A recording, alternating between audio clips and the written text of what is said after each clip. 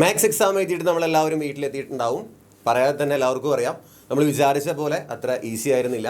നമ്മൾ ഒരുപാട് പ്രതീക്ഷിച്ചിരുന്നു, പക്ഷേ ആ പ്രതീക്ഷിച്ച അത്രത്തോളം ഈസി ആയിരുന്നില്ല.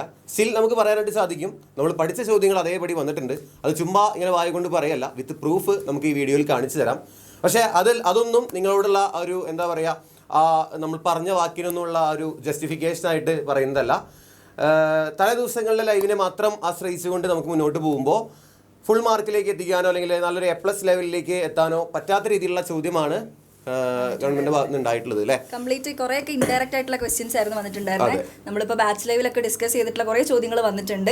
അപ്പോൾ ഇപ്പോൾ ബിസാർ പറഞ്ഞതുപോലെ ജസ്റ്റ് ഈ 2 ലൈവ് മാത്രം, അവസാനത്തെ ലൈവ് മാത്രം ഡിപ്പെൻഡ് ചെയ്ത് കഴിഞ്ഞാൽ കുറച്ച് ബുദ്ധിമുട്ടായിട്ടുണ്ട്. ആദ്യം മുതലേ നിങ്ങൾ ഒരു കുറച്ചും കൂടി നന്നായിട്ട് ടെക്സ്റ്റ് ബുക്കിലുള്ള എല്ലാ ക്വസ്റ്റ്യൻസ് ഒക്കെ ചെയ്ത് പഠിക്കുന്ന ഒരു കുട്ടിക്ക് ഇത് വലിയ പ്രശ്നമുള്ള ഒരു പരീക്ഷയായിരുന്നു. ഇതിന് വലിയൊരു അനീതിയാണോ എന്നൊക്കെ ചോദിച്ചു കഴിഞ്ഞാൽ ഇതിനെ നമുക്ക് രണ്ടായിട്ട് പറയാൻ പറ്റും. അതായത് നിങ്ങൾക്കിത് മോഡൽ എക്സാമിനാണ് ഇങ്ങനത്തെ ഒരു ലെവലിൽ ക്വസ്റ്റ്യൻ വന്നതെങ്കിൽ നിങ്ങൾ ആകെ തകർന്നു പോകും. കാരണം ഫൈനൽ എക്സാമിന് മുന്നോടിയായിട്ടുള്ളൊരു മോഡൽ എക്സാമിനാണ് ഇത്തരം ഒരു ക്വസ്റ്റ്യൻ പേപ്പർ വന്നതെങ്കിൽ നമുക്ക് ചിന്തിക്കാൻ പോലും പറ്റില്ല ആ സമയത്ത് മക്കളുടെ ടെൻഷൻ. ഈ സമയത്ത് ഈ ക്രിസ്മസ് എക്സാമിന് അർദ്ധവാർഷിക പരീക്ഷയ്ക്കാണ് ഈ ലെവൽ വന്നുകൊണ്ട് നമ്മുടെ കയ്യിലുള്ള ടൈമുണ്ട്. നമുക്ക് 2 മാസത്തെ സമയമുണ്ട് കൃത്യമായിട്ട് ഇനി ഫൈനൽ എക്സാമിന് വേണ്ടി പ്രിപ്പയർ ചെയ്യാൻ. അത് ഏത് രീതിയിൽ പ്രിപ്പയർ ചെയ്യണമെന്നൊക്കെ നമുക്ക് ഡിസ്കസ് ചെയ്യാം. അതിന് മുന്നേ ഞാൻ നേരത്തെ പറഞ്ഞ പ്രൂഫ് ഒന്ന് കാണിച്ചു കൊടുക്കുക അല്ലേ, നമ്മൾ പറഞ്ഞ കാര്യങ്ങളൊക്കെ വന്നിട്ടുണ്ടോ എന്ന്. നമുക്ക് ആദ്യം അലൻ സാറിന്റെ ക്വസ്റ്റ്യൻസിൽ നിന്ന് തുടങ്ങാം. അലൻ സാർ ആദ്യ ക്വസ്റ്റ്യൻ തന്നെ നിങ്ങൾക്ക് എന്തായിരുന്നു, let R be relation defined on A 1 2 3 by എന്ന് പറയുന്ന ഒരു ക്വസ്റ്റ്യൻ ഉണ്ടായിരുന്നു. അതും നമ്മൾ ലൈവിൽ ഡിസ്കസ് ചെയ്താണ്, വിത്ത് സ്ക്രീൻഷോട്ട് നമ്മളിവിടെ വെച്ചിട്ടുണ്ട്. ഇവിടെ ഒരു സെപ്പറേറ്റ് ആയിട്ട് അല്ലെങ്കിൽ ഒരു ചോദിക്കാത്ത തരത്തിൽ ചോദ്യം വന്നത് 3rd ക്വസ്റ്റ്യൻ ആണ്. അതാണെങ്കിൽ കൂടി നിങ്ങൾക്ക് കൃത്യമായിട്ട് എഴുതാൻ പറ്റി എന്ന് വിശ്വസിച്ചുകൊണ്ട് ഞാൻ ഓക്കെ റെഡി. അതിനുള്ള ആൻസർ കൃത്യമായിട്ട് ഇവിടെ വെച്ചിട്ടുണ്ട്. ആൻസർ വെച്ച് നമുക്ക് നോക്കുമ്പോൾ അഞ്ചാമത്തെ ക്വസ്റ്റ്യൻ നിങ്ങൾ ആലോചിക്കുക. ഇവിടെ ഗ്രേറ്റസ്റ്റ് ഇൻറ്റീജർ ഫംഗ്ഷൻ ആണ്, ഇത് ഡിസ്കണ്ടിന്യൂസ് ആണ് അല്ലേ. സോ ഓപ്ഷൻ ഡി ആയിരിക്കും ഇവിടെ ആൻസർ വരിക. ഇത് തീർച്ചയായിട്ടും നമ്മൾ ചെയ്യാത്ത ചോദ്യമാണ്. നമ്മൾ ചെയ്യാത്ത ക്വസ്റ്റ്യൻ നമ്മൾ അതേപടി പറയും, ചെയ്ത ക്വസ്റ്റ്യൻ അതേപടി നിങ്ങൾക്ക് കാണിച്ചു തരും. ഇത് കുറച്ച് ടഫായിട്ടുള്ള ചോദ്യമാണ്. ആൻസർ ഇവിടെ വെക്കുന്നുണ്ട്. നമ്മൾ മുന്നത്തെ ബാച്ചിൻ്റെ ലൈവിലൊക്കെ നോക്കുകയാണെങ്കിൽ ഈ ഗ്രേറ്റസ്റ്റ് ഇൻറ്റീജർ ഫംഗ്ഷൻ്റെ കാര്യം പറയുന്നുണ്ട്, ഡിസ്കണ്ടിന്യൂസ് ആണെന്നുള്ള കാര്യം പറയുന്നുണ്ട്. അതുപോലെ മറ്റേ ആൻസർ ഇവിടെ വെച്ചിട്ടുണ്ട്. നെക്സ്റ്റ് ക്വസ്റ്റ്യൻ നോക്കുകയാണെങ്കിൽ 6ാമത്തെ ചോദ്യം അതേപടി വന്നിട്ടുണ്ട്. നമ്മൾ ചെയ്തിട്ടുള്ളതാണ് ലൈവിൽ 7 hours ലൈവിൻ്റെ, എനിക്ക് തോന്നുന്നു 7 hours ലൈവ് എന്നായിരുന്നു, ഒരു 2-3 ദിവസം മുന്നേ ആയിരുന്നു. ആ ലൈവിൽ ചെയ്ത ചോദ്യമാണ്, ആൻസറും വെച്ചിട്ടുണ്ട്. മുന്നോട്ട് പോകുമ്പോൾ നമുക്ക് നോക്കാം 7ാമത്തെ ക്വസ്റ്റ്യൻ എന്ന് പറയുന്നത് സെയിം അതേ മോഡൽ ചോദ്യം നമ്മൾ ചെയ്തിട്ടുള്ളതാണ്. 100 ഷുവർ ക്വസ്റ്റ്യൻ്റെ നമ്മൾ ചെയ്ത ലൈവിൽ ആ ഒരു ചോദ്യം ചെയ്തിട്ടുണ്ട്. ആവശ്യമുള്ളവർക്ക് ഞാൻ ആൻസർക്ക് വയ്ക്കുന്നുണ്ട്. ഇനി ഇവിടെ പറയുന്ന 9ാമത്തെ ക്വസ്റ്റ്യനിലെ ആൻസർ C ആണ്. പക്ഷെ ഇത്തരം ചോദ്യങ്ങൾ നമ്മൾ ഡിസ്കസ് ചെയ്തിട്ടില്ല, ഇത്തിരി ടഫായിട്ട് വന്ന ചോദ്യം തന്നെയാണ്. ഇനി മുന്നോട്ട് പോകുമ്പോൾ ഇവിടെ 2nd ക്വസ്റ്റ്യൻ അതേപടി ചെയ്തിട്ടുണ്ട്. അതിന്റെ സ്ക്രീൻഷോട്ട് നിങ്ങൾക്ക് കാണാം, കണ്ടോ, dy/dx x⁻y = y⁻x സെയിം ആയിട്ട് നമ്മൾ ചെയ്തിട്ടുണ്ട്. നിങ്ങൾ കൃത്യമായിട്ട് ലൈവ് കണ്ട് വൺ ഷോട്ട് ലൈവ് കണ്ടവർക്ക് അറിയാം ആ ക്വസ്റ്റ്യൻ നിങ്ങൾക്ക് അടിപൊളിയായിട്ട് ചെയ്യാൻ പറ്റിയിട്ടുണ്ടാവും. മുന്നോട്ട് പോകുമ്പോൾ ഇനി അലൻ സാറിന്റെ ചോദ്യം എന്ന് പറഞ്ഞു കഴിഞ്ഞാൽ 2 ചോദ്യങ്ങൾ നിങ്ങൾക്ക് ഇവിടെ കാണാം. അതിൽ ഒന്നാമത്തെ എന്ന് പറയുന്നത് x greater than 0 ആയിരിക്കും. ഇൻക്രീസിംഗ് ആവുമ്പോൾ x greater than or equal to 0 ആയിരിക്കും. ഇനി sin x plus cos x എന്ന് പറയുന്ന ക്വസ്റ്റ്യൻ ഡയറക്റ്റ് നമ്മൾ 100 ഷുവർ ക്വസ്റ്റ്യൻ്റെ ലൈവിൽ ചെയ്ത അതേപടിയുള്ള ചോദ്യമാണ്. സ്റ്റിൽ നിങ്ങൾക്ക് അത് ബുദ്ധിമുട്ടായി തോന്നിയില്ല എന്ന് വിചാരിക്കുന്നു. ഇതേവരെ ആരും ചെയ്യാത്തൊരു ചോദ്യം അലൻ സാർ ചെയ്തിരുന്നു. ആ ക്വസ്റ്റ്യൻ അതേപടി നിങ്ങളുടെ എക്സാമിന് വന്നിരുന്നു. അതാണ് നമ്മുടെ 11ാമത്തെ ക്വസ്റ്റ്യൻ. ആ 11ാമത്തെ ക്വസ്റ്റ്യനും മക്കൾക്ക് ലൈവിൽ 100 ഷുവർ ക്വസ്റ്റ്യൻസിന്റെ ലൈവിൽ ചെയ്തതാണ് എന്ന് പറഞ്ഞുകൊണ്ട് ഇനി നെക്സ്റ്റ് ഇതൊക്കെ ഇതേ മോഡൽ ചോദ്യം തന്നെയാണ്. ഈ ഒരു ക്വസ്റ്റ്യൻ നിങ്ങൾക്ക് ചെയ്ത് പഠിക്കാൻ പറ്റിയെങ്കിൽ നമുക്ക് ഈ 13ാമത്തെ ക്വസ്റ്റ്യനും ഈസി ആയിട്ട് ചെയ്യാം. പിന്നെ ഹൈലൈറ്റ് റൂൾ വെച്ച് ചെയ്യുന്ന ഇന്റഗ്രേഷൻ്റെ ഇതൊക്കെ നമുക്ക് ഹൈലൈറ്റ് റൂൾ വെച്ചൊക്കെ ചെയ്യാം അല്ലെ. ഇത്തരം ചോദ്യങ്ങളൊക്കെ നമുക്ക് ചെയ്യാം എന്ന് പറഞ്ഞുകൊണ്ട് നമുക്ക് ഫസ്റ്റ് ക്വസ്റ്റ്യനിലേക്ക് പോവാം. ഫസ്റ്റ് ക്വസ്റ്റ്യന്റെ പ്രത്യേകത എന്താ വെച്ച് കഴിഞ്ഞാൽ sin inverse x is equal to closed interval -1 to 1 write an example of a other than principal value branch എന്ന് പറഞ്ഞാൽ നമുക്കറിയാം -π/2 to π/2 ലാണ് പ്രിൻസിപ്പൽ വാല്യൂ പറയുന്നത് sin inverse x-ന്റെ. അതല്ലാതെ ഉള്ള ഒരു പ്രിൻസിപ്പൽ വാല്യൂ ബ്രാഞ്ച് പറയാൻ പറഞ്ഞാൽ π/2 to 3/2 ആണ്, 3π/2 ആണ് ആൻസർ വരിക. ഇനി നെക്സ്റ്റ് ക്വസ്റ്റ്യൻ സെയിം നമ്മൾ ചെയ്തിട്ടുള്ളതാണ് അലൻ സാറിന്റെ ഇമ്പോർട്ടൻറ്റ് ക്വസ്റ്റ്യൻസിന്റെ ലൈവിലെ ഇൻവേഴ്സ് ട്രിഗണോമെട്രി ഫംഗ്ഷൻ എന്ന് പറയുന്ന ചാപ്റ്ററിന്റെ ഇമ്പോർട്ടൻറ്റ് ക്വസ്റ്റ്യൻസിന്റെ ലൈവിലെ സാർ ചെയ്ത സെയിം ചോദ്യമാണ് നിങ്ങൾക്ക് എക്സാമിന് വന്നിട്ടുള്ളത്. പഠിച്ചവർക്ക് അത് തീർച്ചയായിട്ടും അറിയുന്നുണ്ടാവും.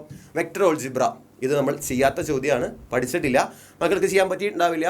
നമ്മൾ പഠിക്കാത്ത ചോദ്യങ്ങൾ നമ്മൾ അതേപോലെ പറയുന്നുണ്ട്, ചെയ്ത ക്വസ്റ്റ്യൻസ് ആണെങ്കിൽ നമ്മൾ അതേപോലെ പറയുന്നുണ്ട്. ഇതിന്റെ ആൻസർ സാറ് പറഞ്ഞുതരാം. ക്വിക്കായിട്ട് പറയുകയാണെങ്കിൽ ഇവിടെ if the vector 8i plus aj is a magnitude of 10 in the direction of the vector എന്നാണ് പറയുന്നത്. അതായത് 8i plus aj എന്ന് പറയുന്നത് 4i minus 3jക്ക് പ്രൊപ്പോർഷണൽ ആയിരിക്കും. So k into 4i minus 3j ഏതാണെങ്കിൽ 8 is equal to corresponding scalar components equal ആണ് അല്ലേ. അങ്ങനെ എയുടെ വാല്യൂ -6 ആണ് വരിക, ഒന്ന് ഓർത്തിരിക്കുക.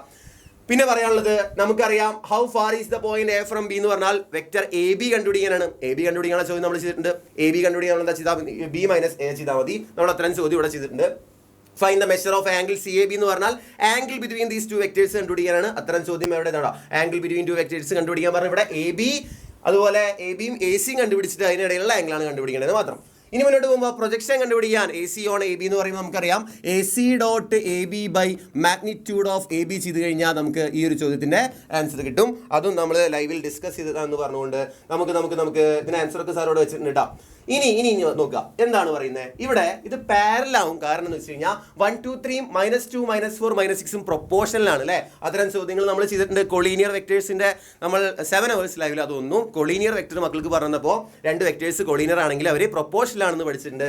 അങ്ങനെ നമ്മൾ ആ ഒരു പ്രോപ്പർട്ടി വെച്ച് ഇവിടെ ചെയ്യുകയാണെങ്കിൽ ഈ 2 ലൈൻസും പാരലാണ് എന്ന് നമുക്ക് കിട്ടും. പാരലിന്റെ മറ്റൊരു വാക്കാണല്ലോ കൊളീനിയർ.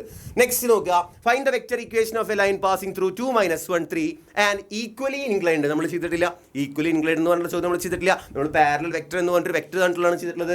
അപ്പോൾ ഇവിടെ ആൻസർ വെച്ചിട്ടുണ്ട്. ഞാൻ ഈക്വലി ഇൻക്ലൈൻഡ് എന്ന് പറയുമ്പോൾ 1 1 1 ആയിരിക്കും വരിക. ഡയറക്റ്റ് ആൻസർ കൊടുക്കുമ്പോൾ അത് റേഷ്യോ ആയിട്ട് അല്ലെങ്കിൽ ആ ഡയറക്ഷൻ റേഷ്യോ ആയിട്ട് വരുന്ന വെക്ടർ എഴുതുമ്പോൾ a + λb ഫോമിൽ എഴുതുകയാണെങ്കിൽ ഇതാണ് എ വെക്ടർ, ഇതാണ് ബി വെക്ടർ. നോട്ട് ചെയ്ത് വെക്കുക. ഇനി മുന്നോട്ട് പോകുമ്പോൾ നമുക്ക് ഏത് ചോദ്യമാണെന്ന് വെച്ച് കഴിഞ്ഞാൽ ഇവർ തമ്മിലുള്ള ഇവിടെ ചോദ്യമുണ്ട്. Find the area of the triangle. നമ്മൾ ചെയ്തിട്ടുള്ളത് ഏരിയ ഓഫ് പാരലോഗ്രാം ആണ് സീരീസ്ലി. പക്ഷെ നമ്മൾ പാരലോഗ്രാമിൻ്റെ ഏരിയ കണ്ടുപിടിക്കുന്ന സമയത്ത് പറഞ്ഞിരുന്നു പാരലോഗ്രാമിൻ്റെ ഏരിയയും ട്രയാങ്കിളിൻ്റെ ഏരിയയും കണ്ടുപിടിക്കാനുള്ള ക്വസ്റ്റ്യനിൽ ചെറിയൊരു വ്യത്യാസം മാത്രമേ ഉള്ളൂ. Half into A cross B എന്ന് വരും. Half into magnitude of A cross B ചെയ്താലാണ് ട്രയാങ്കിളിൻ്റെ ഏരിയ കണ്ടുപിടിക്കാൻ പറ്റുക. പക്ഷേ അത് ക്വസ്റ്റ്യൻ നമ്മൾ ചെയ്തിട്ടില്ല. പക്ഷേ പാരലോഗ്രാമിൻ്റെ ചെയ്തവർക്ക് അത് ചെയ്യാനായിട്ട് യാതൊരു ബുദ്ധിമുട്ടുണ്ടാവില്ല. ഒരു /2 ചെയ്താൽ മാത്രം മതി കേട്ടോ. അതും സാറോട് ആൻസർ വെക്കാം.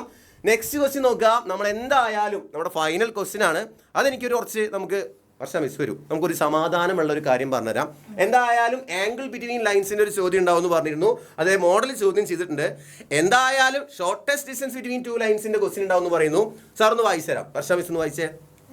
I plus 2j plus k plus lambda into I minus j plus. ഇതാണ് നമ്മുടെ ചോദ്യം. നമ്മൾ കഴിഞ്ഞ ലൈവിൽ ചെയ്ത ചോദ്യം നോക്കി. I plus 2j plus k plus lambda into I minus j plus k. അതൊരു സമാധാനമുള്ള രീതിയിൽ നമുക്ക് പറയാൻ പറ്റുന്ന കാര്യമാണ്. എന്നാലും വലിയ കാര്യമൊന്നുമല്ല. 4 മാർക്ക് കൃത്യമായിട്ട് ഇത് അതേ സെയിം ചോദ്യം വന്നിട്ടുണ്ടെന്ന് പറയാം തൊട്ട് മുന്നത്തെ ലൈവിലെ.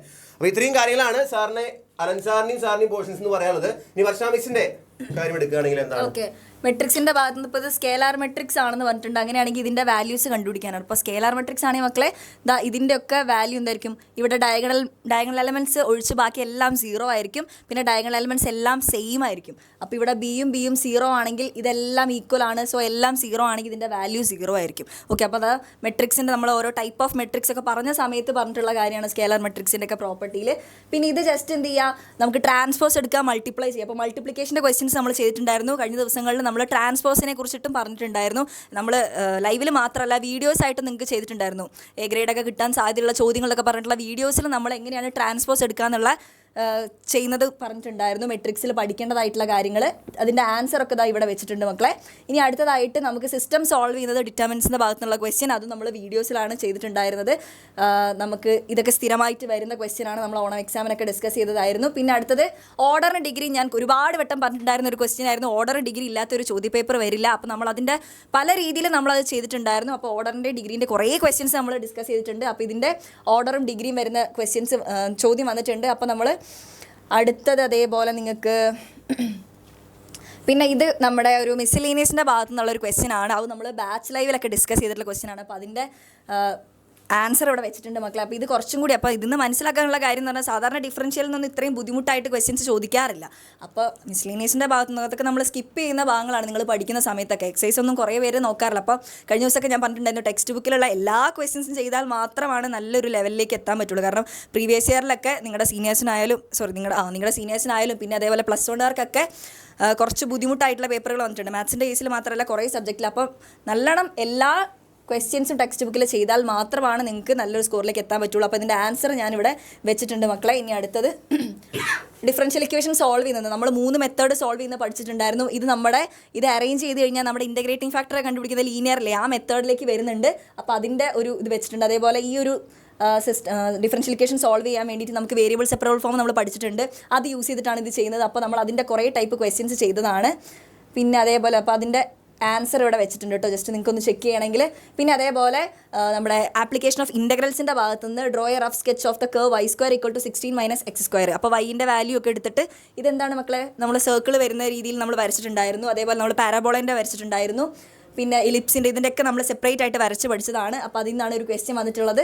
പിന്നെ അതേപോലെ ഏരിയ കണ്ടുപിടിക്കാൻ വേണ്ടിയിട്ട് സെയിം ഫിഗർ വരയ്ക്കുക, അതേപോലെ ഏരിയ കണ്ടുപിടിക്കുക. ആ രീതിയിൽ നമ്മൾ ആ ഒരു ഒറ്റ ഇക്വേഷൻ പഠിച്ചാൽ മതി.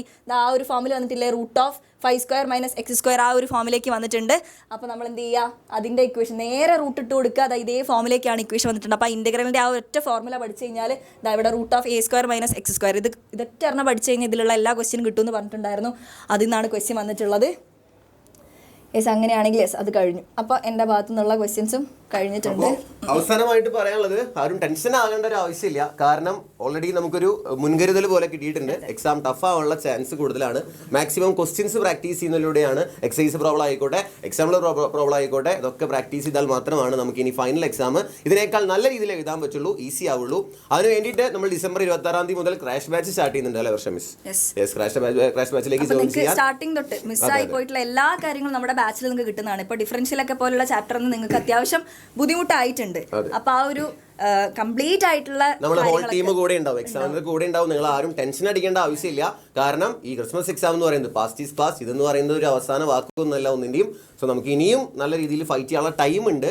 2 മാസത്തിൽ നല്ല രീതിയിൽ വർക്ക് ചെയ്ത് കഴിഞ്ഞാൽ നമ്മൾ പ്ലാൻ ഒന്ന് മാറ്റേണ്ടി വരും അല്ലേ? ഇതുവരെ നമ്മൾ സഞ്ചരിച്ച വഴികളിലൂടെ അല്ലാത്ത രീതിയിൽ സഞ്ചരിക്കേണ്ടി വരും.